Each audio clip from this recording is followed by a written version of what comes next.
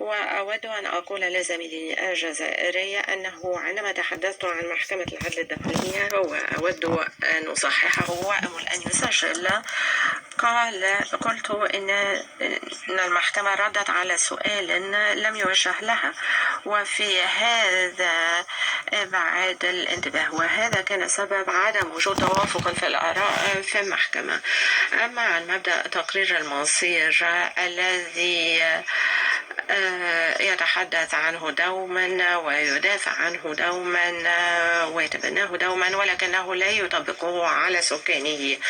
المادة السادسة من الميثاق تتحدث عن السلامة الترابية، ولكنني أفهم أن زميلي لا يمكنه أن يفهم هذا المبدأ، فبلده يعود إلى 60 سنة، ولكن المملكة المغربية تعود إلى قرون مضت.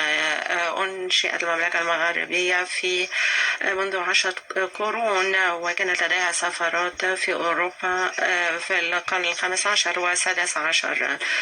السلامة الترابية مقدسة للدول التي توجد لديها حضارة وتاريخ وثقافة، ولكن الدول التي نشأت في الستينات والسبعينات لا يمكنها أن تفهم هذا المبدأ.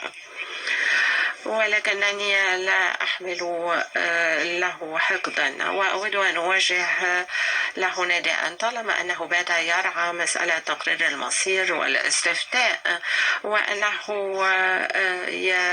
يتعب نفسه في الحديث عن لنشر أكاذيب بلدية، أود أن أقول له إن المبعوث الخاص يدعو إلى المائدة المستديرة، وطالما أنه مثل الجزائر قد دعا اللجنة إلى دعم جهود المبعوث الخاص، فتعالوا إلى المائدة المستديرة واشرحوا موقفكم سيدي السفير.